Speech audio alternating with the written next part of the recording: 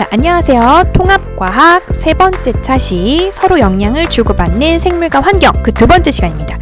자, 여러분 지난 시간에 빛의 세기 파장 1주 시간까지 생물과 환경의 관계를 살펴봤는데요.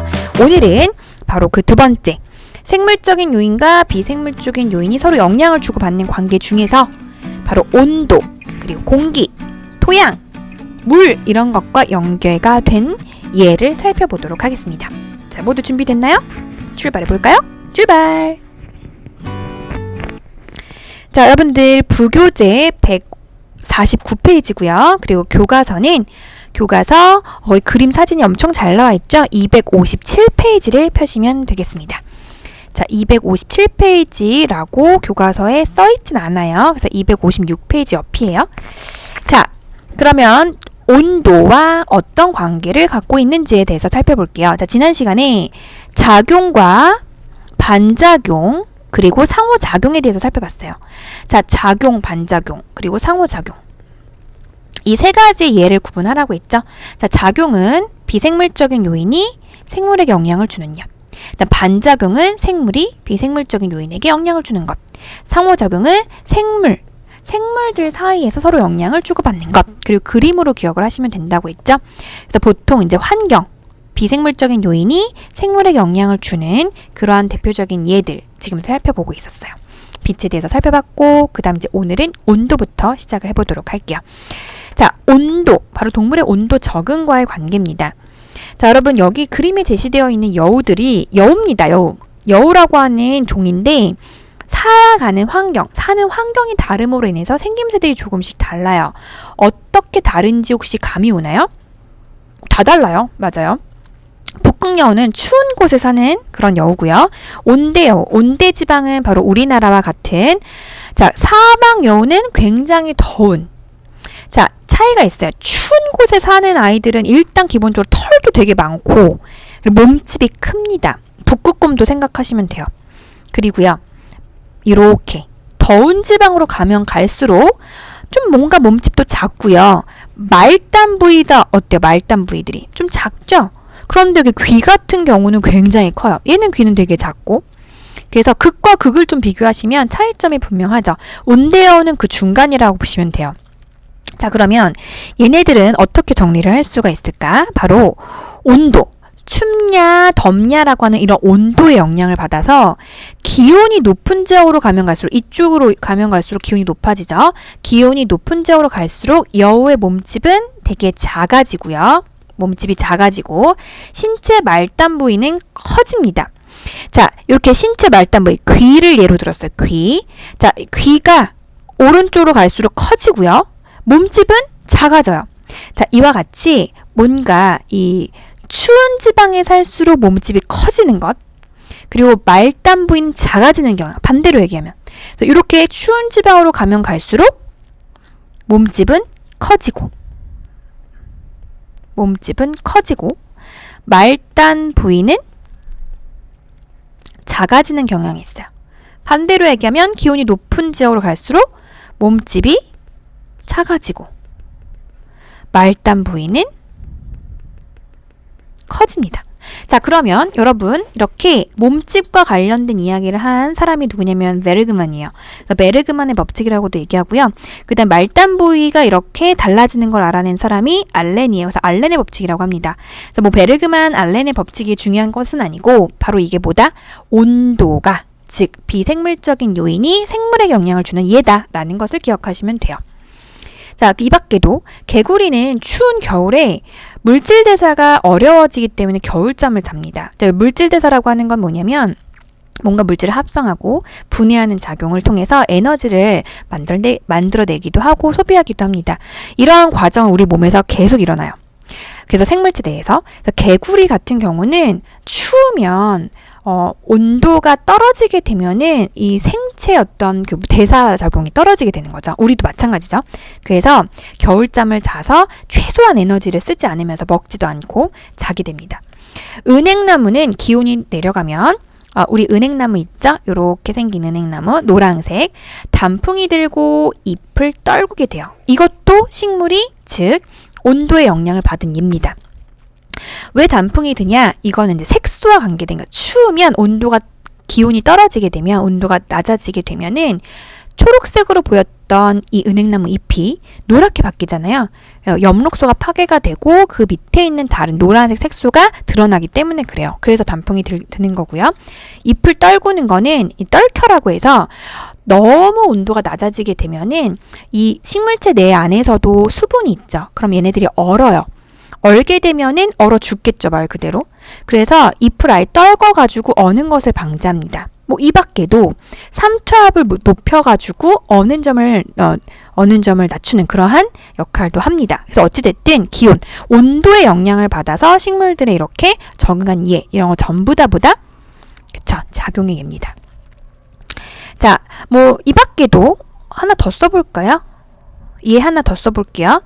증산작용, 우리 지난번에 증산작용 한번 얘기했었는데, 자, 증산작용이 뭐였어요? 기공을 통해 물이, 수분이 빠져나가는 현상인데, 이 증산작용으로 반대죠. 숲은 다른 곳보다 시원하다.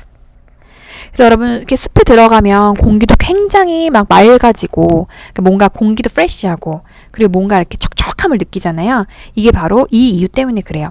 그래서 증산작용이 일어나게 되면은 왜 시원하냐? 습도가 높아지기 때문에 그런 거죠. 그래서 이것도 생물이 환경에게 영향을 주는 것. 그럼 선생님, 여기는 거의 대부분 기온, 온도가 생물에 영향을 주는 거였네요. 온도가 생물에 영향을 주었으니까 지금 여기까지는 뭐였어요? 작용에 의했단 말이죠. 그런데 이번엔 증산작용, 이거는 식물, 즉 생물이 하는 활동이죠. 증산작용으로 숲이 시원하다라고 했으니까 이거는 뭐예요? 그렇죠, 반작용에 의죠. 그래서 같은 어떤 내용이기는 하지만 조금씩 다를 수 있다. 작용일 수도 있고 반작용일 수도 있다. 그래서 이걸 구분할 수 있어야 돼요, 여러분. 그러니까 이번에는 온도를 떨어뜨리는 거. 우리 더우면 막 마당에 물 뿌리는 그런 거랑 비슷하다라고 생각하시면 돼요. 자, 그 다음에 여러분들 이번에 세 번째입니다. 물입니다, 물. 자, 부교재 150페이지. 자, 물은 아주 중요하죠. 생물체에 가장 많이 차지하고 있는 구성 성분이고요. 생물은 수분 손실을 막는 방향으로 적응을 하게 되었습니다. 왜? 물은 너무너무 중요하니까, 소중하니까. 자, 그러면 물이 어떤 영향을 주었는지 볼게요. 일단 기본적으로 그림에 나와 있는 무당벌레, 타조알 하면 떠오르는 게 뭔가요? 무당벌레 혹시 만져본 사람 있어요? 무당벌레 이렇게 겉에 껍질 보면 어때요? 뭔가 약간 바삭바삭거리고 좀 약간 매끈매끈하고, 그게 뭐냐면 키틴질로 구성이 되어 있어요. 그 게딱지죠, 게딱지. 꽃게 같은 거, 그런 느낌이라고 보시면 돼요. 근데 이 곤충의 몸 표면이 키틴질로 덮여 있기 때문에, 그리고 조류의 알도 단단한 껍데기로 쌓여있기 때문에 이 둘 다 수분이 증발하는 것을 막는 역할을 하게 됩니다. 그래서 수분의 손실을 좀 최소화하는 그런 형태로 발달하게 된 거죠. 결국에는 물이 이렇게 생물에게 영향을 준 거죠. 그리고 사막에 사는 선인장, 잎이 막 이렇게 넓어요? 아니고 가시처럼 뾰족뾰족하죠. 왜 이렇게 가시로 변했냐? 바로 수분 증발을 막기 위함. 이런 것들 전부 다 물과 관련된, 물이 생물체에 아주 중요하기 때문에 이런 식으로 진화를 하게 된 겁니다. 그래서 여러분, 여기서 키틴질이 뭐예요? 라고 하는 친구들이 혹시 있을까봐 뭐 외울 필요는 없고요. 키틴질이라고 하는 것은 기본적으로 이제 곤충, 아니면 아까 선생님이 얘기했던 꽃게, 갑각류, 이런 동물들이 몸을 감싸는 그런 외골격을 이루는 물질이 키틴질이에요. 그래서 만졌을 때 약간 매끈매끈하고 딱딱하고, 그리고 곤충 만지면 느낌이 이렇게 뭔가 코팅된 느낌이죠. 그게 바로 키틴질로 덮여있기 때문에 수분 손실을 막는 그런 역할입니다. 뭐 이 밖에도 사막의 동물을 생각해 보세요. 그러면 물의 증발이라든지 또는 수분 손실을 최대한 줄이기 위해서 어떤 식으로 생물들이 적응을 했을까? 도마뱀, 뱀 이런 친구도 혹시 만져본 적 있어요? 이런 생물들을 만지게 되면은 몸 표면이 약간 비늘로 덮여 있어요. 그러니까 얘네들도 뭔가 이렇게 좀 갑옷처럼 뭔가 이렇게 덮여 있는 느낌이에요. 그러니까 뭔가 만들만들하지 않고 강아지처럼 그런 느낌이 아니고, 낙타도 땀을 잘 흘리지 않아요. 땀 흘리면 수분 손실 때문에 나중에 탈수가 일어날 수 있기 때문에. 그리고 진한 농도의 오줌을 배설하는 그러한 특징을 갖고 있습니다. 캥거루쥐 이런 것들, 사막에 사는 캥거루쥐 이런 애들도 땀을 분비하지 않고. 그래서 이런 동물들 같은 경우는 이제 또 수분 손실을 막는 그러한 방향으로 발달한 거죠. 결국에 이것도 전부 다 물과 생물과의 관계다. 그다음 물이 부족한 곳에 사는 식물 중에는 이제 이걸 건생식물이라고 합니다.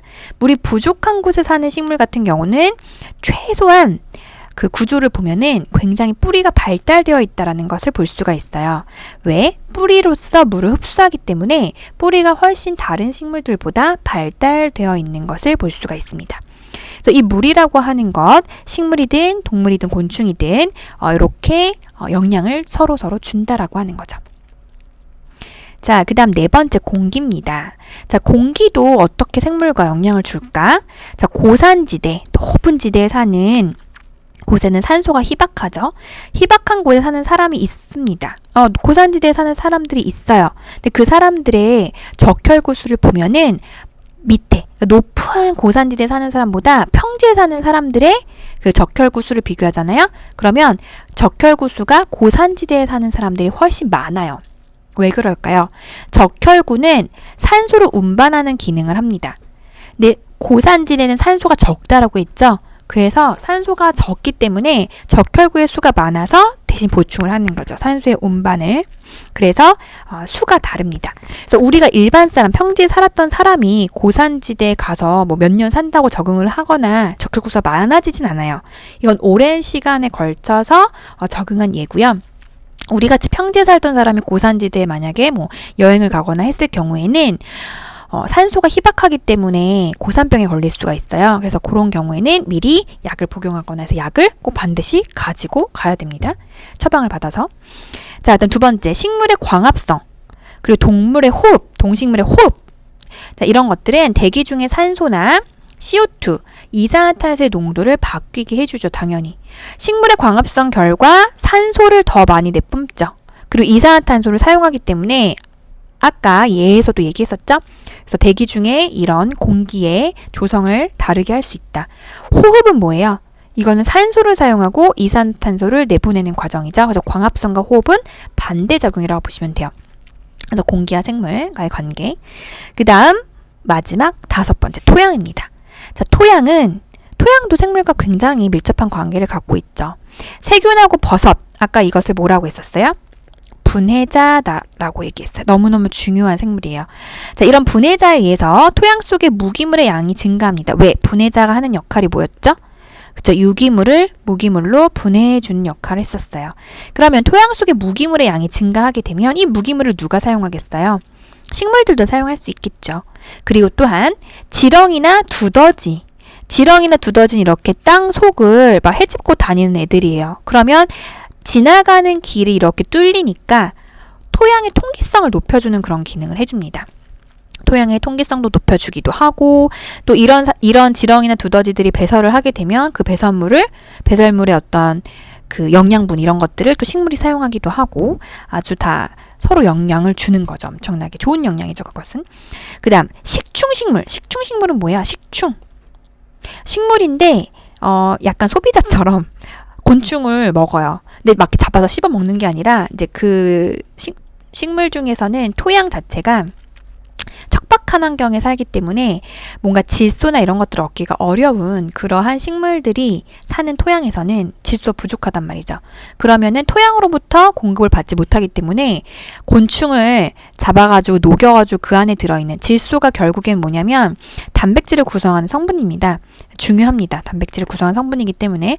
그래서 이런 질소를 그렇게 곤충을 잡아서 녹여가지고 분해한 상태에서 이용을 하게 되는 거죠. 이게 대표적으로 뭐 여러분 끈끈이 주걱이라든지 식충식물 있죠. 그런 애들이 바로 이렇게 또 토양과 영향을 주는 거죠. 왜? 토양에 질소가 부족하기 때문에 생물의 이러한 어떤 이렇게 이제 곤충을 잡아먹는 형태로 적응을 하고 살아가게 된 거죠.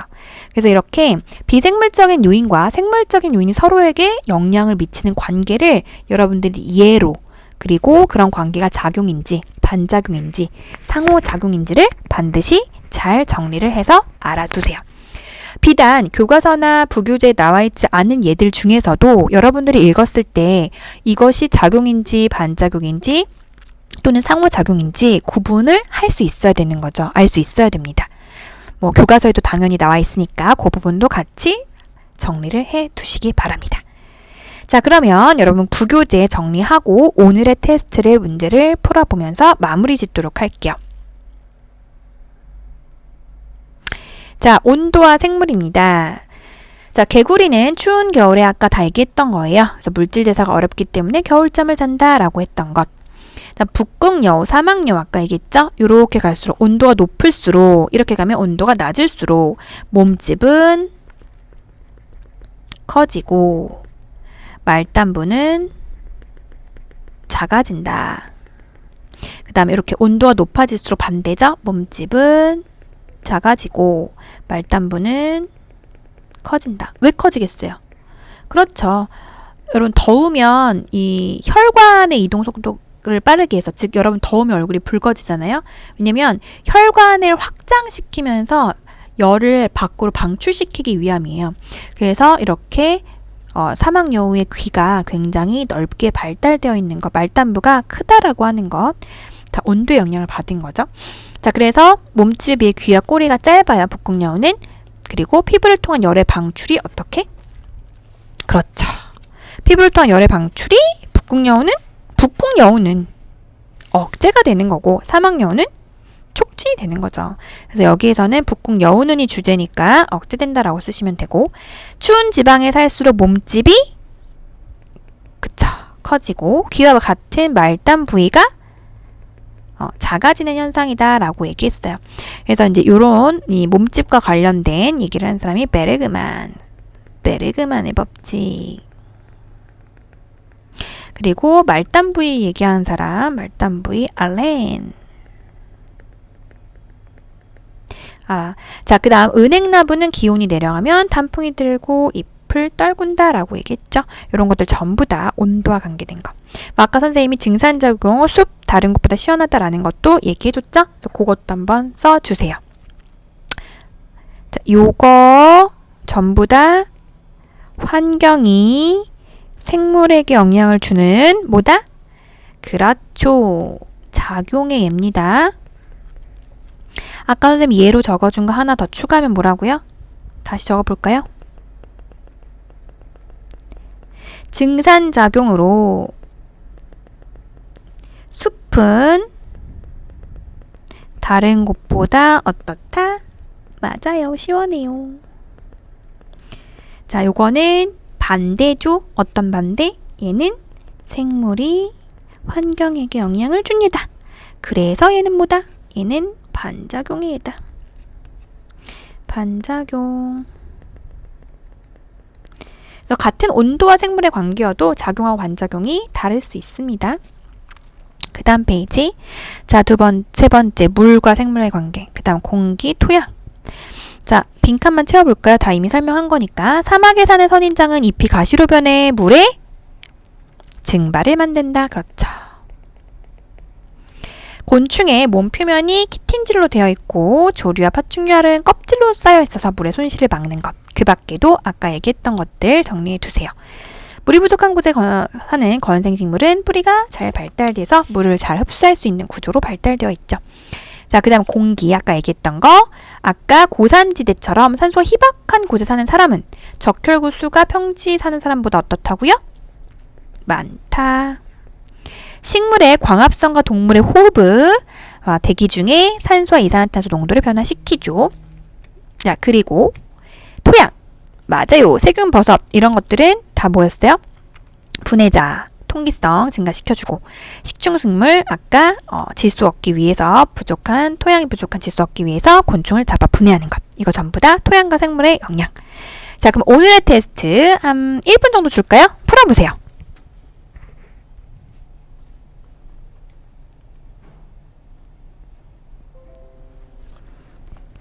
다 풀었나요? 네, 식물의 줄기가 굽어 자라는 것은 뭐와 관련된 거죠? 맞아요. 빛과 관련된 상호작용의 예죠. 두 번째, 생태계를 구성하는 생물은 개체군과 군집을 이루며 그렇죠? yes, 옵니다. 자연 상태에서 생태계는 다양한 크기로 나타나죠? 그렇죠? 개체군은 여러 생물 중에 개체군 여러? 아니고 뭐라고 했죠? 한 종류. 개체들이 모여있는 집단이다. 그래서 틀렸어요. 북극여우는 사막여우에 비해 사막여우보다 몸집에 비해 귀와 꼬리가 어떻다고 그랬어요? 북극여우는 작죠? 귀엽죠? 짧아요. 피부를 통한 열의 방출은 어떻게? 억제된다. 반대로 물어볼 수도 있죠. 사막여우는 북극여우보다 이래서 반대로 물어볼 수도 있어요. 그 다음 6번. 생태계 내에서 비생물적 요인이 생물의 생활 방식에 영향을 주는 것을 뭐라고 하죠? 그렇죠. 작용이라고 하고요. 그리고 생물의 생명활동 결과 비생물적 요인이 변화하는 것은? 네, 반작용이라고 합니다. 자, 그래서 여기까지 정리하시면 되겠습니다. 자, 그러면 여러분들 오늘은 어떤 활동을 할 거냐? 자, 바로 이번 시간 끝나고요. 우리가 지금까지 빛, 온도, 공기, 토양, 물 영역에 대해서 살펴봤죠. 이런 얘들, 우리 교과서나 부교재에 나와 있는 얘들 말고도 다른 얘들을 한번 적어보도록 할게요. 여러분들이 잼보드에다 아주 자유자재로 적어보는 활동 하면서 마치도록 하겠습니다. 자, 다음 시간에는 먹고 먹히는 관계에 대해서 마무리 지으면서 전부 다 이 생태계 파트를 마무리 지도록 할게요. 자, 그럼 여러분 요 활동 하시고요. 우리는 다음 시간에 또 봐요. 안녕!